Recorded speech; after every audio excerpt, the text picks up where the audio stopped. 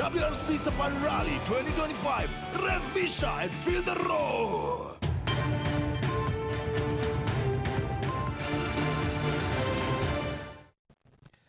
Chamgei mising chitab kalenjin among ole chamegei eng olda tugul ole itesetai inyorune tugetab Kass TV eng betut nebo Jumatatu tarik 7 arawetab ang'wan eng kenyitab 2025.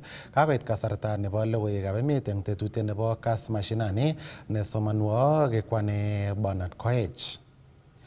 Kitaune bunge nebo National Assembly ole katestai committees cheterter chebo bunge noto bo National Assembly kotebse biik chekolewen President William Ruto konam boroinwek cheterter chebo kandoinatet eng serikali ole alak eng bichoto kitebse eng karonetab rani ko neki minister nebo tililindo Susan Nakumicha nekokelewen koek kiyokindetab emoni anan permanent representative nebo Kenya eng UN Habitat ole kokitebse inendet eng taitab committee nebo tilyanditaab emotinwekab sang ako ngepchit kit nekatestai eng kasarta nekawalu Nakumicha tebutik eng taitab committee noto bo bunge nebo National Assembly.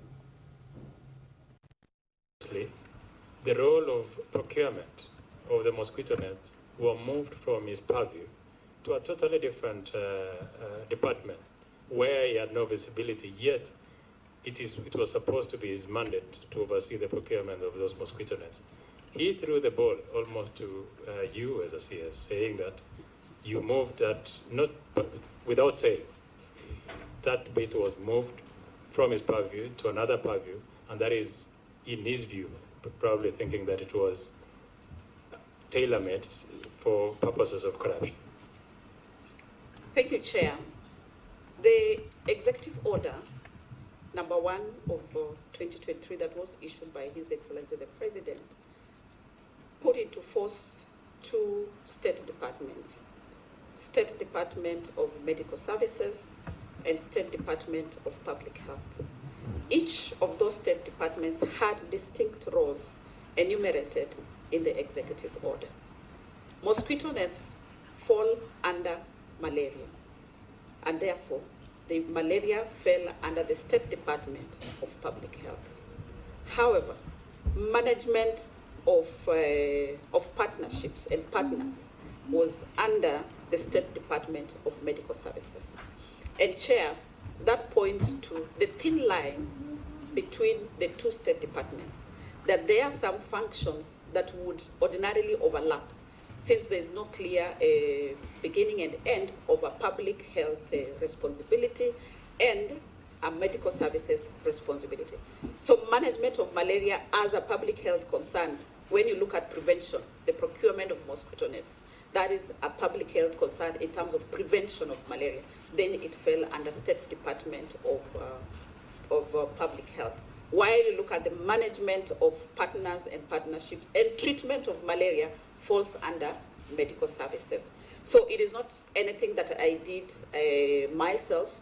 I was just executing the executive order that had been issued by His Excellency the President. Thank you. Can go to the next question. Honorable Konya.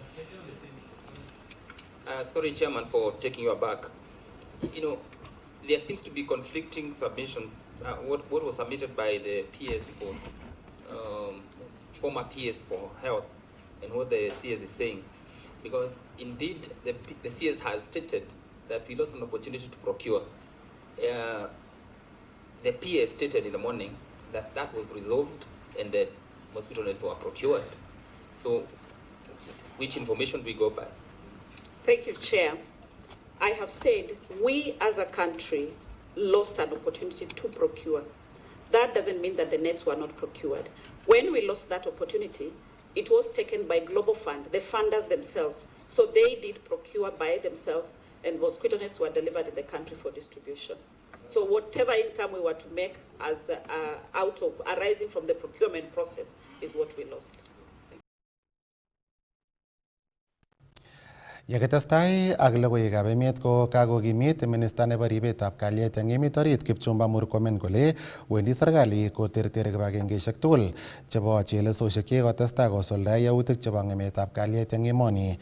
Kamwa Murkomen kole tesetai ribikab kalyet kosuldae tetutik cheterter chetokyinigei koker kole kakiterter kibagengeisiechoto asimatestai kong'em kalyet eng emetab Kenya. Kong'ololi Murkomen eng taonitab Mombasa eng taunetab rutoitonyi nebo betusiek 6 eng komasta nebo Pwani ole kataune county nebo Mombasa eng karonetab rani.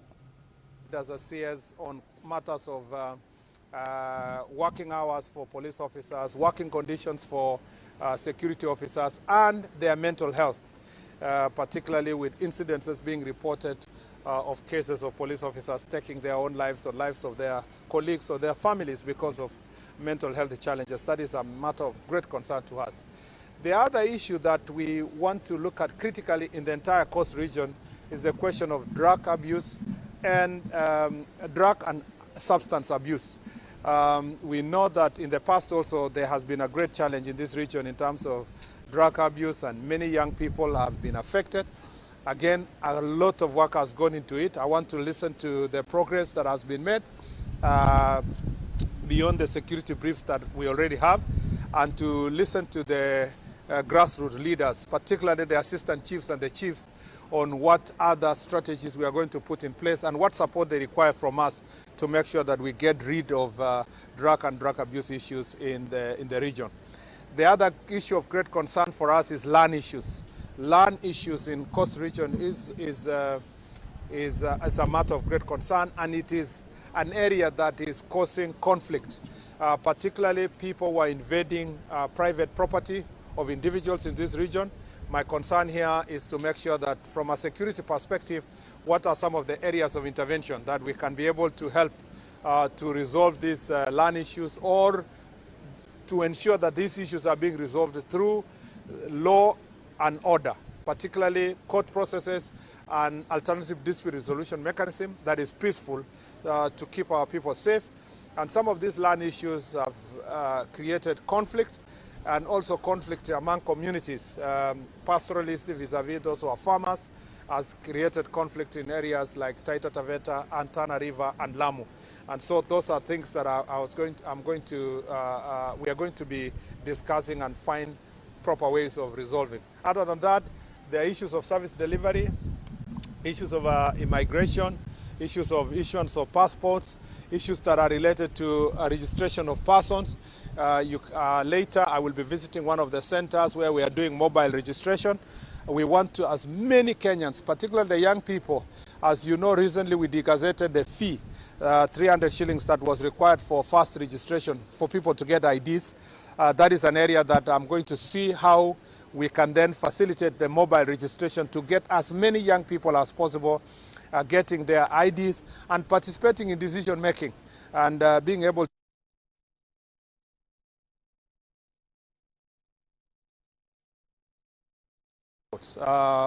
I will be inspecting later the registration office for immigration and see about issuance of passports. As we promised, maximum 7 days. When you apply for passport, you must get your passport. Maximum 10 days. If you apply for ID, you must get your ID.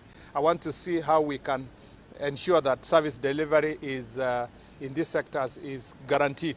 And then finally, as a ministry that assists the government in administrative work, we want to see how best we can work with other departments of government to ensure that there is service delivery. So one of the conversations we'll be having is with our government delivery unit, and they will be speaking to these administrators from the grassroots on how best they can help in coordinating service delivery to make sure that every project that is being implemented by the government of Kenya, they are able to monitor and give us real-time progress for those projects, so that you don't have to wait for the cabinet secretary, principal secretary, or the president to visit for people to complain about incomplete projects or shoddy projects. Some of the things we are going to discuss today is to make sure that is done. And we are also using this forum for awareness on the key programs of bottom-up economic agenda. One of that program is the universal healthcare. One of the presentations we'll be making to the grassroots leaders, particularly our elders from the community and the chiefs and assistant chiefs, is how SHA is working and how best we can make sure that Taifa Care is delivering to the people of Kenya. So it will be an eventful day and days, 6 days ahead of us. But this is what it is, and this is a practice we have now adopted in this ministry. We will visit the entire 47 counties across the country. We've just started with Coast Region, and I will be working from here. Beside the work that will be related to the 6 counties, I'll continue discharging my national duties from this region for the next 6 days. Yes. Thank you. About regarding border security, yeah. We hear that the chiefs who are abducted in Mandela have been released. Can you comment? Yes, thank you very much. We have very good news that our chiefs that were abducted in Mandera have been released, and they are now in the hands of Kenyan officials, and they will be arriving home anytime soon. This is very good news based on collaborative efforts, as I announced before, that as a government we decided to work together with the community and to work with the county government of Mandera and the local community, and this process has borne fruit. We will be commenting further in the near future, once our chiefs are within the country, and we'll give you even more updates on the progress and what we are doing. The thing that many Kenyans need to know is that our country is safe because there are men and women who are making great sacrifices. The fact that we don't discuss threats of terrorism and Al-Shabaab and so forth every day does not mean that our country is not facing constant threat from these elements. It means, the real meaning is that the men and women who have gone out there working in the field, especially along our borders, are doing a fantastic job to protect the rest of us. We don't speak about this every day, but it just needs to be known by all Kenyans that we are safe because our police officers, our NPR, our chiefs, our assistant chiefs, and many citizens in the community who are cooperating with the security sector are helping us to keep our country safe. And therefore, we will be making a statement in the next few days in detail on the progress of that issue.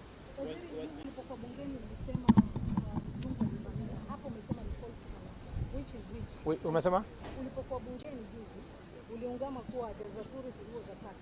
Hapo umesema ni false alarm. Nimesema kwamba vile iliripotiwa, si kwamba kuna mtu alinyang'anywa, aliporwa simu yake. Kuna mzungu moja alivamiwa na vijana na kuporwa simu, lakini sio genge vile watu walikusema kwamba kuna magenge ya wakora walivamia watalii wengi. Hapana, siwezi kakataa. Ukweli ya mambo ni kwamba mtalii moja alinyang'anywa simu na mkora moja kwa hapa jiji, na kulikuwa na makosa kidogo ya coordination kati yetu na ile police unit yenye inasimamia mambo ya tourism na wale ambao department yetu yenye inafanya mambo ya utalii. Hiyo ilikuwa ni makosa kidogo ilifanyika. Yenye nasema ni false alarm ni kwamba haikuwa kwamba walivamiwa na magenge wenye or let me put it in black and white. It's not that they were actually attacked by panga boys with a gang approaching the tourists. No, that was not the case. It was just a case of the usual pickpocketers and thieves who try to steal from tourists. Of course, we don't want such incidents to happen. But I want to appreciate the media houses. Most of the media houses carried out the story accurately with national interest at heart. You know, there's just a few people here and there who reported it sensationally in a manner that would scare our tourists when the situation was not at the scale that was sensationalized. Natajitab Kalenjin ko ngalalet Minister nebo ribetab kalyet eng emet orit Kipchumba Murkomen nekong'ololi eng taonitab Mombasa eng karonetab rani yekangotou rutoitab betusiek 6 eng komasta noto nebo Pwani ole kotaune county nebo Mombasa eng betutab rani. Ko yekitestai ak logoiwek alak ko katestai kurset eng emotinwekab Afrika kotoi kocheng ortinwek alak chekinyorune robinik chekiboisie eng tetutik chekocham kotiegei mising toretet kobun emetab Amerika ak emotinwek alak chebo sang. Kama minister nebo tilyanitab emotinwekab sang ako kora ko Prime Cabinet Secretary Musalia Mudavadi kole chang emotinwek chekonyor koimutik yekongotonon President nebo emetab Amerika Donald Trump toretet nekocham kikochin emotinwekab Afrika ak emotinwek alak chetogolang'ugei ak kunoto komakat eng emotinwek choto kocheng walutiet nebo chokchinet eng oret anan eng oretab chokchinet asimatononso boisionik, kong'ololi Musalia eng tuyet nenat kou Africa Exchange Meeting nekakiyai eng taonitab Nairobi eng karonetab rani. For far too long, we have relied on donor-driven community support models that, though well-intentioned, reinforced dependency rather than promoting self-sufficiency. The moment is here to ask ourselves, how can we support beneficiaries to lift themselves up and chart their future? Africa has long been a recipient of philanthropic aid, but time has come for us to recognize that aid only provides temporary relief that is not sufficient to transform people's lives. The reality, as we have learned from a famous Oriental proverb, is that give a man a fish and you feed him for a day, but teach him how to fish and you feed him for a lifetime. The cutback on aid by the United States and the planned reduction in aid budgets by the United Kingdom and several European countries underscores the urgency of our conversation here. While international support remains valuable, Africa must now leverage its ingenuity and partnerships to bridge the gap between its needs and available resources. Philanthropy must focus on long-term strategies, including building schools, financing innovation, supporting entrepreneurs, and creating an ecosystem for Africa to thrive from within. Philanthropic organizations should collaborate with developed institutions to scale up funding for building ecosystems that enable Africans to create innovative and lead in this new digital age. Just last week, I was in Kigali, Rwanda, for the Global Artificial Intelligence Summit, where I engaged with innovators, policymakers, and thought leaders from across the continent. I also met young engineers and entrepreneurs creating AI solutions tailored to our realities. From Kiswahili-speaking chatbots to health diagnostics designed for under-resourced clinics. The overarching message from this experience is that AI is not just a tool for the future, but is already reshaping our present. It is offering Africa unprecedented opportunities to leapfrog development hurdles. AI-enabled innovations reaffirm Africa's great potential that, if enhanced by the right infrastructure, policies, and investments, will reinforce Africa's ability to harness its people and technology for its own socio-economic transformation. Tetei komunitab Prudential Assurance kosir kiboitinik alak 4,000 eng emetab Kenya.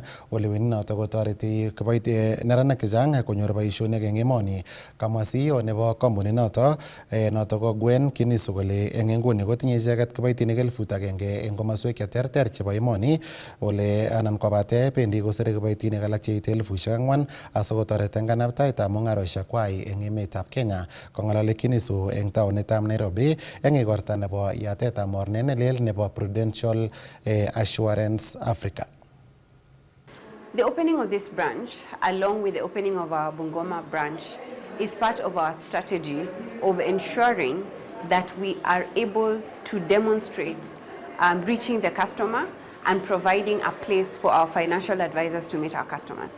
So this augments very well with our customer strategy, which is embedded in the idea that the more accessible we are, the more simplified our solutions are, gives us a winning formula to be able to protect families in Kenya and beyond. In Africa, Kenya is touted as an anchor market because we believe that the opportunity for insurance in Kenya is huge. In Nairobi alone, we have 4.9 million people. So opening this branch is also, in our opinion, opening a door of opportunity for our financial advisors to be able to meet our customers. It's situated in such a place that it's very central to how our financial advisors can reach our customers, and therefore representative of how we espouse our values, that we are committed to succeed with our partners and with our financial advisors to reach our customer base. We have pioneered a product in Kenya called PruLife. Our PruLife product allows our customers to do their legacy planning. And it works in such a way that customers can pay their premiums for 10 years and they are insured for the rest of their lives. We've done several experiments with it and it's doing extremely well. And so this branch creates a platform for that further advancement of our anchor product. So we expect, and we have other products in the pipeline, learning from our success with the PruLife product. And our intention, as has been in the past, is to ensure that we provide winning propositions that speak to the relevance of our customer stages and the segments that we serve. And so we hope and we are optimistic that this branch takes us 1 inch closer to being able to meet that objective. So when we talk about digitization in Prudential, we look at it in a number of ways. We look at it from the perspective of, do we have distribution management systems? Do we have point of sale systems? Do we have core insurance systems? So at the moment, we are actually deploying a transformation across our business. And from a distribution perspective, the opening of this branch augurs very well with our strategy around access, ease of distribution. But also from an advisory distribution perspective, a lot of our agents are going the digital way. And so we find that they are building their digital presence on social media. They're doing a lot of their advisory work off the leads that they're getting from social media.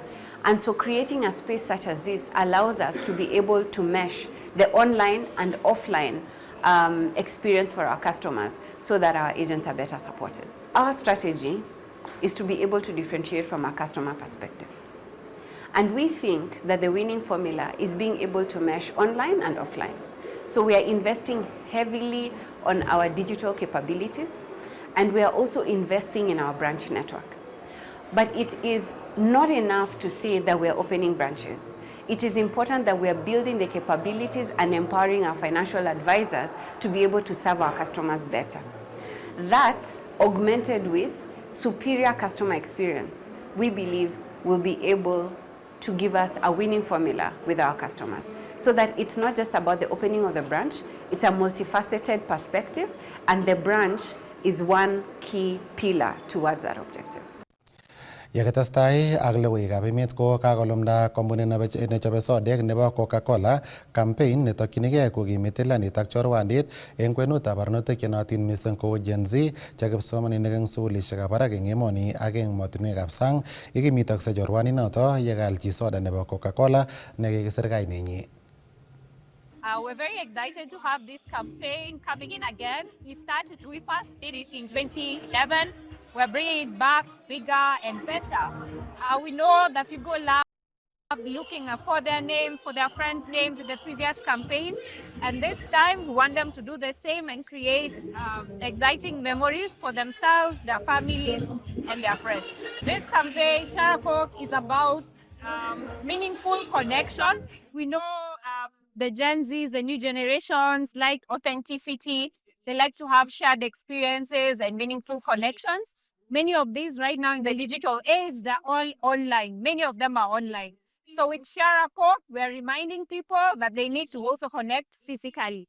So we're asking people, go to the store, buy a Coke, find your name, find your friend's name, your family's name, and go and share a magical moment with them. We are talking to the Gen Zs where they are. We just launched this campaign, Share a Coke, in JKUAT today, and Makerere University in Uganda. Shared a Coke together. We created an experience that everybody can share with each other online. We are JKUAT. We are launching Coca-Cola. Share a Coke.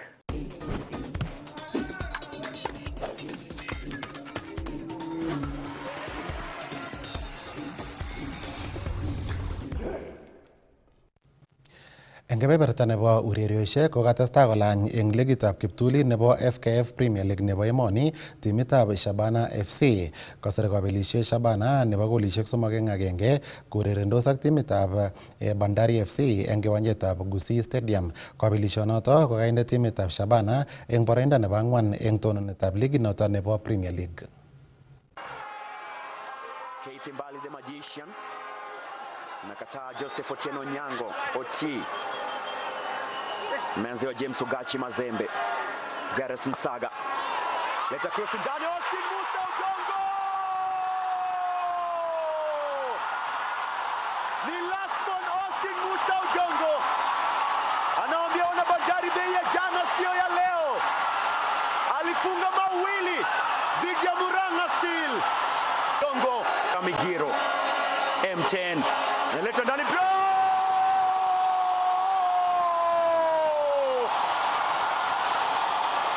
Mwalimu Marco Kola. Gusii hapatoki mtu. Hii ndio Shabana Neya Moense Ngima. Bado wapo juu. Goli tamu kweli kweli, walinzi wale wote walikuwa na mtazama tu Marco Kola.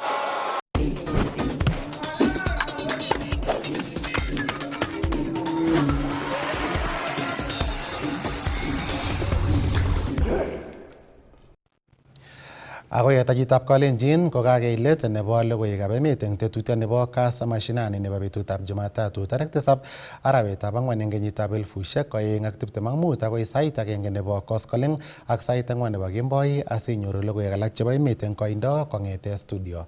Kainenyu ko Bernard Koech, amakun kit age tugul nemie, testai ikere Kass TV amu kimnatet naet.